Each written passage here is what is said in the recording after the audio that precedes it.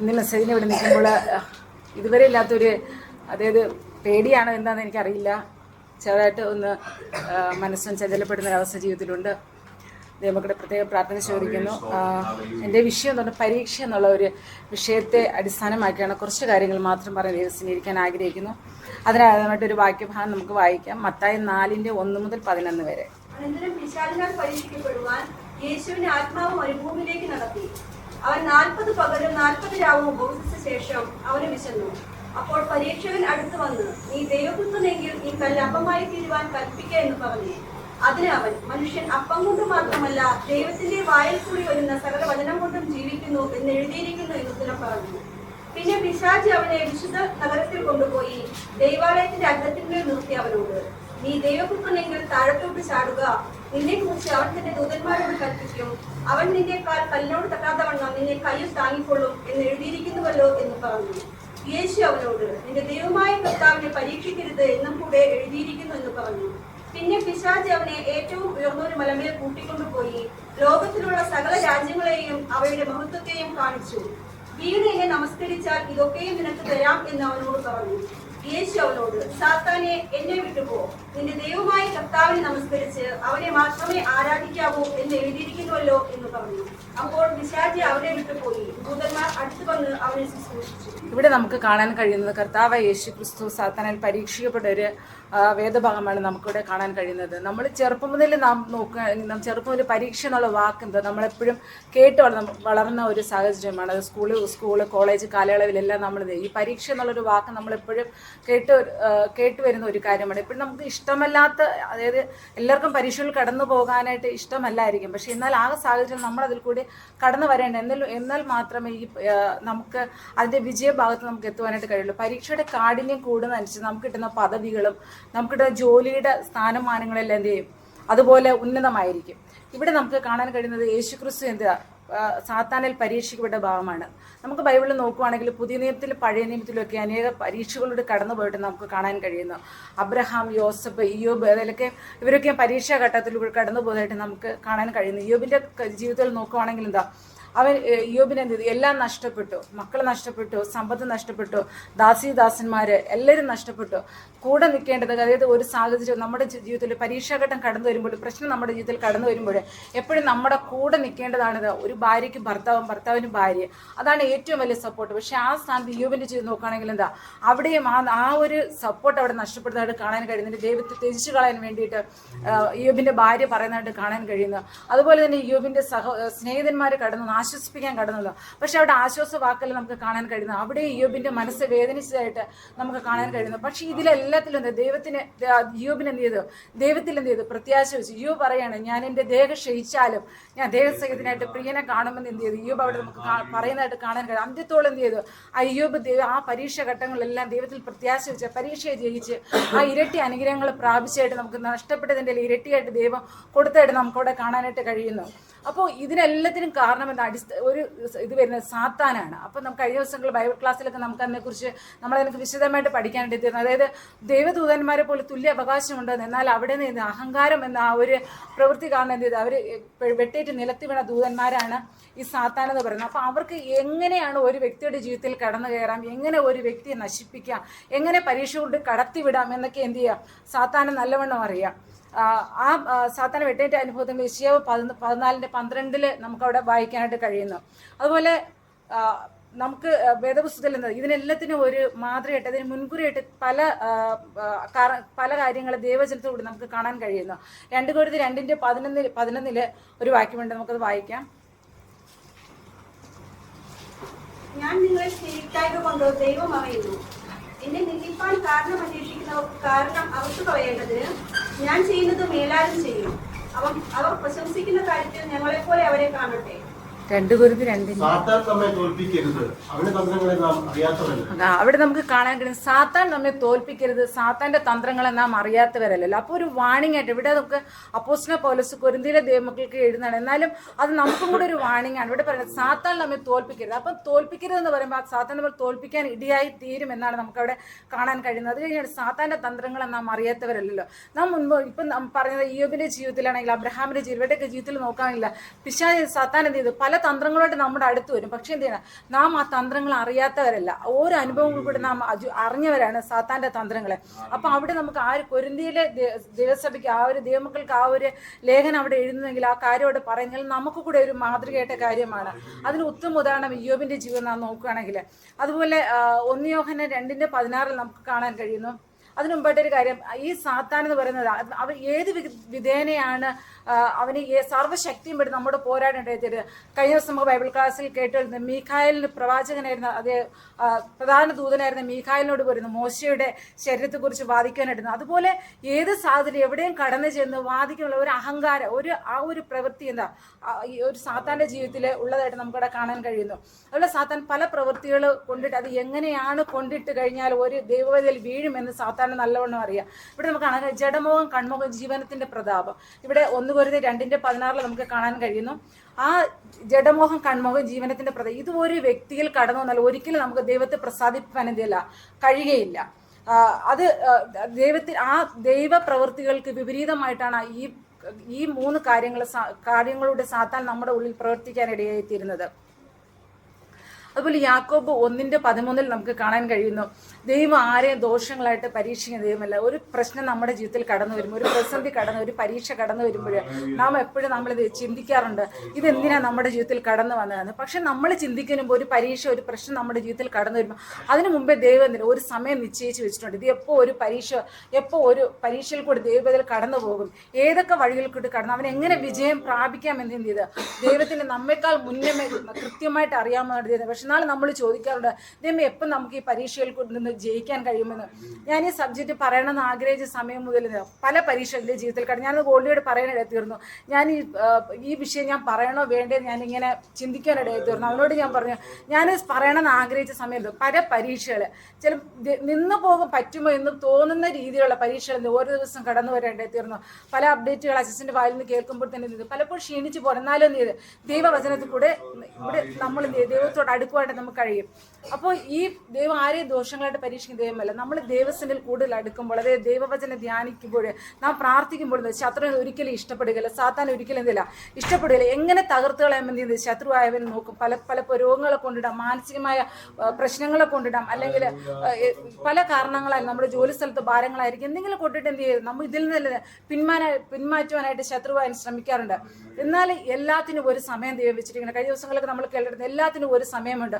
ഒരു പരീക്ഷ നമ്മുടെ ജീവിതത്തിൽ കടന്നു വരണം, അത് എപ്പോൾ അവസാനിക്കും, അതിന്റെ അവസാനം എന്തായിരിക്കും എന്നൊക്കെ ദൈവത്തിന് കൃത്യമായിട്ട് അറിയാം. ഒരു പരീക്ഷ നമ്മുടെ ജീവിതം ഒരിക്കലും ദൈവം മാറിയിരിക്കത്തില്ല. അവൻ തന്നെ ദൂതന്മാരാൽ നമ്മൾ ഓരോ നിമിഷവും നമ്മെ എന്ത് ശുശ്രൂഷിക്കാനായിട്ട് ഇടയായിത്തീരും. പലപ്പോഴും നമ്മൾ ക്ഷീണിച്ചു പോകും നമുക്ക് തോന്നും, എന്നാലും നമുക്ക് ആരെയും കാണാൻ കഴിയത്തില്ലായിരിക്കും ആശ്രയം. പക്ഷെ ദൈവദൂതന്മാർ എപ്പോഴും നമ്മുടെ കൂടെ ഉണ്ടായിട്ട് നമുക്ക് കാണാൻ കഴിയുന്നത്. അതിൽ 1 കൊരിന്ത്യർ 10:13 നമുക്കൊന്ന് വായിക്കാം.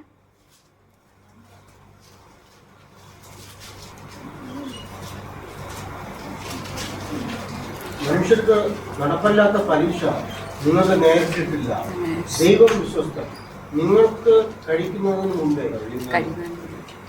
കഴിയുന്നതിന് മീതെ പരീക്ഷ നേരിടുവാൻ സമ്മതിക്കാതെ നിങ്ങൾക്ക് സഹിക്കാൻ കഴിയേണ്ടതിന് പരീക്ഷയോടുകൂടി അവൻ പോക്കുവഴിയും.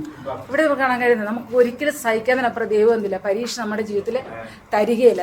ദൈവത്തിന് അറിയാം എത്രത്തോളം ജയിക്കാൻ കഴിയും, എത്രത്തോളം പിടിച്ചു നിൽക്കാൻ കഴിയും. ഒരിക്കലും ദൈവനാമം ഒരിക്കലും ചെയ്തില്ല ദുഷിക്കുവാണ്ട്, അതല്ല ദൈവനാമത്തിന് മങ്ങലേൽക്കും ദൈവം നമ്മൾ കൂടെ എന്തല്ല ഇടയാക്കുകയില്ല. അവിടെ അതുപോലെ തന്നെ പത്രോസിന്റെ ജീവിതത്തിൽ നോക്കുകയാണെങ്കിൽ എന്താ, പത്രോസിനോട് ഇയ്യോബിന്റെ ജീവിതത്തിൽ ഇയ്യോബിനോട് സാത്താൻ എന്ത് ചെയ്ത് ദൈവത്തോട് അനുവാദം ചോദിച്ചിട്ടാണ് അവിടെ എന്ത് ഇയ്യോബിന്റെ അടുത്ത് വന്നത്. അപ്പൊ ദൈവം പറയാനായിട്ട് ഇടയത്ത് വരുന്നു, അവന്റെ ജീവനെ നീന്തില് തുടരുന്ന് പറയത്തില്ല. അതുപോലെ പത്രോസിന്റെ ജീവിതത്തിൽ നോക്കുകയാണെങ്കിൽ പത്രോസിനോട് സാത്താൻ യേശുവിനോട് അനുവാദം യേശു അപ്പൊ അവിടെ പറയണം നിങ്ങളുടെ വിശ്വാസം പൊയ്പോകുമെന്ന് വെച്ചിട്ട് എന്ത് ചെയ്ത ദൈവം അത് നിങ്ങളെ സാത്താൻ എന്ത് ചെയ്ത് ഗോതമ്പ് പോലെ പറ്റാൻ അനുവാദം ചോദിച്ചു. നിന്റെ വിശ്വാസം പൊയ്പോകുമെന്ന് വെച്ചിട്ട് എന്ത് ചെയ്തില്ല ദൈവം അവിടെ അനുവാദം കൊടുത്തായിട്ട് നമുക്കിവിടെ കാണാൻ കഴിയുന്നു. അവിടെ പത്രോസിനോട് ദൈവം അത് എന്ത് ചെയ്ത് കർത്താവ് യേശുക്രിസ്തു പറയുന്നത് നമുക്ക് കാണാൻ കഴിയുന്നു. അതുപോലെ യാക്കോബ് 1:12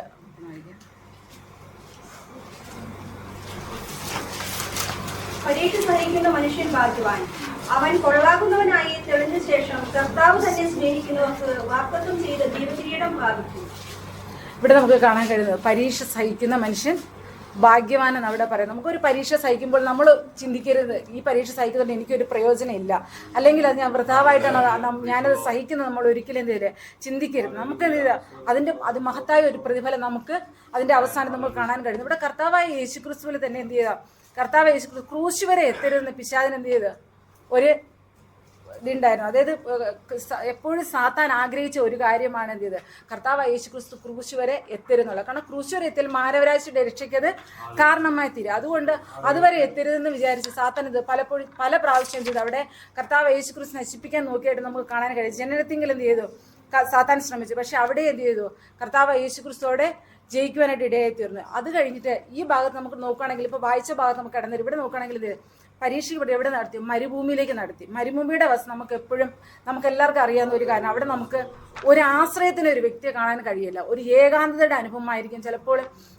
നമുക്കൊരു വിശന്നാല് ഒരു അല്പം വെള്ളമോ ഭക്ഷിപ്പാൻ ആഹാരമോ ഒന്നും ലഭിക്കാത്ത ഒരു സ്ഥലമാണ് ഇവിടെ മരുഭൂമി എന്ന് പറയുന്നത്. അപ്പൊ സാത്താൻ അറിയാം ഏത് അവസ്ഥയിൽ കൂടി കൊണ്ടുപോയാലാണ് അവിടെ നമുക്ക് പരീക്ഷകനായിട്ട് അടുത്ത് ചെല്ലാൻ കഴിയുമെന്ന് സാത്താൻ എന്ത് ചെയ്താൽ നല്ലവണ്ണം അറിയാം. അപ്പം നമുക്ക് ചിലപ്പോൾ എന്ത് ചെയ്ത് ഒരു പരീക്ഷ നമ്മുടെ ജീവിതത്തിൽ കടന്നു വരുമ്പോൾ നമ്മൾ ചിലപ്പോൾ ചിന്തിക്കും നമ്മളെ സഹായിക്കുന്ന വ്യക്തികളായിരിക്കും, സഹായിക്കുന്ന നമുക്ക് ഒരു സാഹചര്യം ഉണ്ടായിരിക്കാം. പക്ഷെ ഇതെല്ലാം മാറ്റിയിട്ടായിരിക്കും എന്ത് ചെയ്താൽ അവിടെ പരീക്ഷകനായിട്ട് സാത്താൻ നമ്മുടെ അടുത്ത് കടന്നു വരുന്നത്. അപ്പം നമ്മുടെ എന്ത് ചെയ്തു നമ്മൾ ക്ഷീണിച്ചു പോകും, നമ്മൾ തളർന്നു പോകുന്ന അവസ്ഥ ചിലപ്പോൾ നമ്മുടെ ജീവിതത്തിൽ ഉണ്ടാകുവാനിടയെ തീരുക. ഇവിടെ നമുക്ക് കാണാൻ കഴിയുന്ന എന്താ അവിടെ സാത്താൻ എന്ത് യേശുവിനെ പരീക്ഷിക്കുന്നത് എവിടെ? മരുഭൂമിയിൽ വെച്ചിട്ടാണ്. അപ്പം സാത്താൻ അറിയാം മരുഭൂമിയിൽ വെച്ച് പരീക്ഷ ചിലപ്പോൾ അവൻ വീണു പോകുമെന്നുള്ളത് ഒരു ചിന്ത സാത്താൻ്റെ ഉള്ളിൽ കടന്നു വന്നിട്ടുണ്ടായിരിക്കാം. പക്ഷെ അവിടെ എന്ത് ചെയ്തു പിതാവിനറിയാം പുത്രൻ അവിടെ എന്ത് ചെയ്ത് ജയിക്കുമെന്നുള്ള ഒരു പ്രത്യാശ ഒരു വിശ്വാസം പിതാവിന് നല്ലവണ്ണം അറിയാൻ വരുന്നത്. പക്ഷെ ഇവിടെ കടന്നു പോയിട്ട് എന്ത് ചെയ്ത് പിശാച് പറയുകയാണ്. അവിടെ കടന്നു നമ്മൾ നോക്കുവാണെങ്കിൽ യേശുവിനെ വിശന്നു. അപ്പം അവിടെ വിശന്ന സമയത്ത് എന്താ പിശാച് അടുത്ത് വന്നു പരീക്ഷകനായിട്ട് എന്ത് ചെയ്തു അവിടെ അടുത്ത് വന്നിട്ട് പറയാണ് നിനക്ക് വിശക്കുന്നുണ്ട്, നീ എന്ത് ഈ കല്ലിനോട് അപ്പമായി തീരുമെന്നൊക്കെ പറഞ്ഞാൽ എന്ത് ഈ കല്ല് അപ്പമായി തീരുമെന്ന്. അപ്പം നമ്മളെക്കാളും കൂടുതൽ ദൈവവചനം അറിയാവുന്ന ഒരു വ്യക്തിയാണ് ആര്? സാത്താന്. ചിലപ്പോൾ ആ വചനത്തിന്റെ അടിസ്ഥാനത്തിലായിരിക്കും നമ്മൾ ചിലപ്പോൾ എന്ത് ചെയ്യും നമ്മുടെ പരീക്ഷകളെ നമ്മുടെ അടുത്ത് കടന്നു വരുന്നത്. പക്ഷെ ഇവിടെ കർത്താവ് യേശുക്രിസ്തു എന്ത് ചെയ്യണം വചനം എടുത്ത് എന്ത് ചെയ്തു പോരാടാനായിട്ട്. വചനം എന്ന ആത്മാവിന്റെ വാളാണ്. നമുക്ക് ശത്രുവിനോട് പോരാടുവാനായിട്ട് ഏറ്റവും നല്ല ആയുധം എന്ന് പറയുന്നത് എന്താ? വചനമാണ്. ഇവിടെ എന്ത് കർത്താവ് യേശുക്രിസ്തു പറഞ്ഞ മനുഷ്യന്റെ അപ്പം കൊണ്ട് മാത്രമല്ല ജീവിക്കുന്നത്. ഈ ലോകത്ത് നമുക്ക് നോക്കുകയാണെങ്കിൽ നമുക്ക് ഭൗതികമായിട്ട് ഭക്ഷണം നമുക്ക് ആവശ്യമാണ്. പക്ഷേ അതൊക്കെ കുറച്ച് കഴിയുമ്പോൾ നമുക്ക് വിശക്കും, കുറച്ച് കഴിയുമ്പോൾ നമുക്ക് ദാഹിക്കും. പക്ഷെ നമ്മൾ വചനത്തിൽ പ്രത്യാശ വെക്കുകയാണ്. വചനം നമ്മുടെ ഉള്ളിലുള്ള നമ്മൾ ഏതൊരവസ്ഥയിൽ മരുഭൂമിയുടെ അവസ്ഥയാകട്ടെ ഏത് അവസ്ഥയിൽ കടന്നു പോയാലും ചെയ്ത് ദൈവം നമ്മോട് കൂടെ സംസാരിക്കാണ്ട് വചനത്തിൽ കൂടി സംസാരിക്കാൻ ഇടയെത്തില്ല. വചനം നമ്മൾ ഒരിക്കലും നമ്മൾ തളർന്നു പോകാൻ ക്ഷീണിച്ചു പോകാൻ ദൈവം ഒരിക്കലും ദൈവം അനുവദിക്കുകയില്ല. നമ്മുടെ ജീവിതത്തിൽ പ്രശ്നങ്ങൾ വരാഞ്ഞിട്ടില്ല, പ്രതികൂലങ്ങൾ കടന്നു വരാഞ്ഞിട്ടില്ല. പക്ഷെ നാം നിലനിൽക്കുന്നത് ദൈവവചനത്തിന്റെ അടിസ്ഥാനത്തിൽ. കാരണം ദൈവവചനം നമ്മളിലുണ്ടെങ്കിൽ ഒരു ശക്തി നമ്മളെ തകർത്തുകളായിട്ട് കഴിയുകയില്ല. അതുപോലെ തന്നെ അടുത്തതായിട്ട് ഇവിടെ നമുക്ക് കാണുന്നത് ദൈവം അപ്പോൾ കർത്താവ് യേശുക്രിസ്തു വേണമെങ്കിൽ കല്ലിനോട് അപ്പമായി തീരാൻ കൽപ്പിക്കാം. പക്ഷേ എന്ത് ചെയ്യുക ഒരിക്കലും തൻ്റെ കഴിവുകൾ അതായത് പിതാവാ ദൈവം കൊടുത്ത കഴിവുകൾ ഒരു സാത്താന് മുമ്പിൽ അടിയറ വെക്കാനുള്ളത് അല്ല. അവിടെ എന്ത് ചെയ്യുക ദൈവവചനം എടുത്ത് കർത്താവ് യേശുക്രിസ്തു പോരാടിയിട്ട് നമുക്ക് അവിടെ എന്ത് ചെയ്യുന്നത് കാണാൻ കഴിയുന്നു. മനുഷ്യൻ അപ്പം കൊണ്ട് മാത്രമല്ല തൃപ്തി വരുത്തുന്ന അവിടെ പിശാചിനെ ഒന്നുകൂടി തെളിയിച്ചു കൊടുക്കാനായിട്ട് അവിടെ സാധിക്കുന്നു. അപ്പോൾ അവിടെ സാത്താനെ ജയിക്കാൻ കഴിഞ്ഞില്ല. അടുത്തായിട്ട് എന്ത് ചെയ്തു സാത്താൻ യേശുക്രിസ്തുവിനെ എന്ത് ചെയ്തു യെരുശലേം ദേവാലയത്തിന്റെ അഗ്രത്തിന്മേൽ എന്ത് ചെയ്തു നിർത്തി. അവിടെ യെരുശലേം ദേവാലയം യഹൂദന്മാരുടെ പ്രധാനപ്പെട്ട ഒരു സ്ഥലമാണ്. എപ്പോഴും തിക്കും തിരക്കുമുള്ള ഒരു സ്ഥലമാണ് ഇവിടെ ഈ യെരുശലേം ദേവാലയം എന്ന് പറയുന്നത്. അവിടെ എന്ത് ചെയ്തു സാത്താൻ എന്ത് ചെയ്തു യേശുവിനെ പരീക്ഷിച്ചു. അവിടെ പറയുകയാണ് അതിന്റെ 5-ാം വാക്യം, പിന്നെ പിശാചവനെ വിശുദ്ധ നഗരത്തിൽ കൊണ്ടുപോയി ദേവാലയത്തിന്റെ അഗ്രത്തിന്മേൽ നിർത്തിയനോട് നീ ദൈവപുത്രനെങ്കിൽ താഴോട്ട് ചാടുക, നിന്നെക്കുറിച്ച് അവൻ തന്റെ ദൂതന്മാരോട് കൽപ്പിക്കും, നിന്റെ കാൽ കല്ലിനോട് തട്ടാതെ വണ്ണം നിന്നെ കയ്യിൽ താങ്ങിക്കൊള്ളും എന്ന് എഴുതിയിരിക്കുന്നുവല്ലോ എന്ന് പറഞ്ഞു. യേശു അവനോട് നിന്റെ ദൈവമായ കർത്താവിനെ പരീക്ഷിക്കരുത് എന്നും കൂടെ എഴുതി. അപ്പൊ ഇവിടെ പറയുകയാണ് പിശാച് പറയുകയാണ് ദേവാലയത്തിന്റെ അഗ്രത്തിന് കൊണ്ട് ദൈവപുത്രനെങ്കിൽ എന്ത് ചെയ്യുക താഴോട്ട് ചാടുക. അപ്പൊ വചനം എടുത്താണ് നിന്റെ കല്ല് തട്ടിപ്പോകാതെ ദൈവം സൂക്ഷിക്കുമെന്ന് എന്ത് ചെയ്യണം ആ വചനത്തിൽ കൂടിയാണ് ആര് യേശുക്രിസ്തുവിനോട് പിശാച് സാത്താൻ അവിടെ പോരാടുന്നത്. പക്ഷെ അവിടെ പറയേണ്ടത് കർത്താവ് യേശുക്രിസ്തു നിന്റെ ദൈവമായ കർത്താവിനെ. അപ്പൊ മേളിൽ നമുക്ക് കാണാൻ കഴിയും നീ ദൈവപുത്രനെങ്കിൽ എന്ത് ചെയ്യുക താഴെ ചാടുക. അപ്പൊ അതേ രീതിയിൽ ദൈവം അവിടെ യേശുക്രിസ്തുവോട് പറയുന്നുണ്ട്, ദൈവമായ കർത്താവിനെ പരീക്ഷിക്കരുത് എന്നും കൂടെ അവിടെ എഴുതിയിരിക്കുന്നത് നമ്മുടെ കാണാൻ കഴിയുന്നു. വേണമെങ്കിൽ കർത്താവ് യേശുക്രിസ്തു താഴോട്ട് ചാടാം, പക്ഷെ പിതാവിന്റെ ദൂതന്മാരെ കൊണ്ട് താങ്ങും. പക്ഷെ ഒരിക്കലും എന്ത് ഒരു സാത്താന്റെ വാക്കിന് മുമ്പിൽ അവിടെ ദൈവം അവിടെ കർത്താവ് യേശുക്രിസ്തു എന്തില്ല കൊടുത്തില്ല. അവിടെ കൊടുത്തിൽ ക്രൂശ് വരെ എത്താൻ കഴിയത്തില്ലായിരുന്നു. നമ്മുടെ ഓരോ രക്ഷയ്ക്ക് അത് കാരണമായി തീരത്തില്ലായിരുന്നു. പക്ഷെ അവിടെ എന്ത് ചെയ്തു? കർത്താവ് യേശുക്രിസ്തു എന്ത് ചെയ്തു? അവിടെ പറയുകയാണ്, നിന്റെ ദൈവമായ കർത്താവിനെ പരീക്ഷിക്കരുതെന്ന് കൂടെ അവിടെ എന്ത് ചെയ്തു എഴുതിയിരിക്കുന്നത് അവിടെ നമുക്ക് കാണാൻ കഴിയുന്നു. അപ്പൊ അവിടെ സാത്താനെതില്ല ജയിക്കാൻ കഴിഞ്ഞില്ല. ജയിക്കാൻ കഴിയാത്തതുകൊണ്ട് തരാം ഏറ്റവും മനുഷ്യർ കൂടുതൽ വീണു പോകുന്ന ഒരു സാഹചര്യത്തിലേക്ക് കൊണ്ടുപോവുകയാണ്. അതിന്റെ 8-ാം വാക്യം നമുക്ക് കാണാൻ കഴിയുന്നു, പിന്നെ പിശാച് അവനെ ഏറ്റവും ഉയർന്നൊരു മലയിൽ കൂട്ടിക്കൊണ്ടുപോയി ലോകത്തുള്ള സകല രാജ്യങ്ങളെയും അവയുടെ മഹത്വത്തെയും കാണിച്ചു. വീണ് എന്നെ നമസ്കരിച്ച ഇതൊക്കെയും നിനക്ക് തരാമെന്ന് അവനോട് പറഞ്ഞു. യേശുവിനോട്, സാത്താനെ എന്നെ വിട്ടുപോകും, നിന്റെ ദൈവമായ കർത്താവിനെ നമസ്കരിച്ച് അവനെ മാത്രമേ ആരാധിക്കാവൂ എന്ന് എഴുതിയിരിക്കുന്നു ഇവിടെ പറയാം. അപ്പൊ ഇവിടെ എന്ന് പറയുന്നത് എന്താ? ഏറ്റവും കൂടുതൽ മനുഷ്യർ വീണു പോകുന്നു. ഇപ്പം നമ്മളൊരു പരീക്ഷയിലാവട്ടെ, അല്ല നമ്മുടെ ക്ഷീണിച്ചിരിക്കുന്ന അവസ്ഥയാണ്, നമുക്ക് ആവശ്യങ്ങളുള്ള സമയത്താണ് നമ്മോട് വന്നത് പറഞ്ഞാൽ നാം എന്ത് ചെയ്യും? ഒരു നിമിഷം നമ്മൾ വിചാരിക്കും, ഓക്കെ നമ്മൾ ദൈവത്തെ ആരാധിക്കുന്നുണ്ട്, എന്നാലും ഞാൻ ഈ ഒരു നിമിഷത്തേക്ക് കാര്യം ചെയ്തേക്കാം. അപ്പോൾ സൃഷ്ടാവിനെ എന്ത് ചെയ്യുക? നമ്മൾ മറന്നുപോകണം. നമ്മൾ സൃഷ്ടി അവിടെ ആരാധിക്കണം. അപ്പോൾ ഒരിക്കലും നമ്മൾ സൃഷ്ടാവിനെ മറന്നുകൊണ്ട് സൃഷ്ടി ആരാധിക്കുന്ന അവസ്ഥയിലല്ല. നാം എപ്പോഴും നമ്മൾ എന്ത് ചെയ്യണം? ഈ സർവ്വലോകത്തിന്റെ ഉടയവനായ ദൈവത്തിലാണ് നമ്മൾ എന്ത് ചെയ്യുക? പ്രത്യാശ വെക്കേണ്ടത്. ഇവിടെ നമുക്ക് ദൈവചരിത്രത്തിൽ കാണാൻ കഴിയും, അവന്റെ പക്കൽ ധനവും മാനവും പുരാതന സമ്പത്തുമുണ്ട്. നമ്മൾ ചിലപ്പോൾ ഒരു സൃഷ്ടിയുടെ മുമ്പിൽ നമ്മളൊന്ന് വണങ്ങിയാൽ, അല്ലെങ്കിൽ സൃഷ്ടിയുടെ മുമ്പിൽ നമ്മളൊന്ന് താണുപോയാൽ എന്ത് ചെയ്യും? നമുക്ക് അല്പനേരത്തേക്കുള്ള കാര്യങ്ങൾ നമുക്ക് ലഭിക്കുമെന്ന് തരാം. പക്ഷേ നമ്മൾ സൃഷ്ടാവിനെ വണങ്ങുവാണെങ്കിൽ, നമ്മൾ സൃഷ്ടാവിന്റെ മുമ്പിൽ നാം മുട്ടുമടക്കുകയാണെങ്കിൽ, നമ്മൾ സൃഷ്ടാവിനെ ആരാധിക്കുകയാണെങ്കിൽ എന്ത് ചെയ്യാം? നമുക്ക് നിലനിൽക്കുന്നതായ അനുഗ്രഹം ദൈവം നമുക്ക് നൽകാൻ വേണ്ടി തരും. ഒരിക്കലും നമ്മുടെ ഒരു ഭൗതിക ആവശ്യങ്ങളുടെ ദൈവത്തെക്കാൾ മുകളിൽ നാം എന്ത് ചെയ്യും? ആരെയും കാണാൻ പോകരുത്. പലരുടെയും വീഴ്ചയ്ക്ക് ഇപ്പൊ നമ്മുടെ ഓരോരുത്തരുടെ ജീവിതത്തിലും, മനുഷ്യ ജീവിതം എന്റെ ജീവിതത്തിലും വന്നു പോയിട്ടുണ്ട്. പക്ഷെ നാം എന്ത് ചെയ്യാം? സൃഷ്ടാവിനേക്കാൾ ഉപരി നമ്മൾ സൃഷ്ടിയെ നമ്മൾ എന്ത് ചെയ്യും? ഭജിക്കുന്ന ഒരു സാഹചര്യം നമ്മുടെ ജീവിതത്തിൽ ഉണ്ടായിട്ടുണ്ട്. പക്ഷെ എന്ത് അവിടെ ദൈവത്തിൽ നമുക്ക് കാണാൻ നമ്മൾ ഒരിക്കലും അങ്ങനെ ചെയ്യരുത്. അപ്പൊ ഇവിടെ ലോകത്തിലുള്ള എല്ലാം കാണിച്ചിട്ട് ദൈവം അവിടെ പറയുകയാണ്, കർത്താവ് യേശുക്രിസ്തു പറഞ്ഞിട്ട് ദൈവമായ കർത്താവിനെ പരീക്ഷിക്കരുത് എന്നുകൂടെ അവിടെ എഴുതിയിരിക്കുന്നു പറഞ്ഞു. പക്ഷെ ഈ 3 സാഹചര്യത്തിലും ശത്രുവിന് എന്ത് ചെയ്യാം? അവിടെ ജയം പ്രാപിക്കാനായിട്ട് കഴിഞ്ഞില്ല. അങ്ങനെയാണ് കർത്താവ് യേശുക്രിസ്തു എന്ത് ചെയ്ത്? ക്രൂശിൽ ജയോത്സവം കൊണ്ടാടി, രക്തം ചൊരിഞ്ഞെന്ത് വിമോചനം നമുക്ക് വേണ്ടി, നമ്മൾ ഓരോരുത്തരുടെ പാപത്തിൽ നിന്ന് വീണ്ടെടുക്കുവാനായിട്ട് എന്ത് ചെയ്തു? കർത്താവ് യേശുക്രിസ്തുവിന് കഴിഞ്ഞായിട്ട് നമുക്കിവിടെ കാണാൻ കഴിയുന്നു. ഉൽപ്പത്തി 3:15 നമുക്ക് കാണാൻ കഴിയുന്നത്, സ്ത്രീയുടെ സന്തതിയിൽ സർപ്പത്തിന്റെ തല തകർക്കും. അപ്പൊ അവിടെ ആ പറഞ്ഞ കാര്യങ്ങൾ എന്ത് ചെയ്ത്? ആ ക്രൂശിൽ എന്ത് ചെയ്ത് നിറവേറേണ്ടത്. അപ്പൊ സാത്താന്റെ വലയിൽ, അതായത് ഈ പരീക്ഷണങ്ങളിലൊന്നും അകപ്പെട്ടു പോകാതിരുന്നത് നമുക്ക് ജയോത്സവം, കർത്താവ് യേശുക്രിസ്തുവിടെ ക്രൂശിൽ ജയോത്സവം കൊണ്ടുപോയി മാനവരാശി നമ്മൾ ഓരോരുത്തർ രക്ഷിക്കുവാനായിട്ട് എത്തിയിരുന്നു.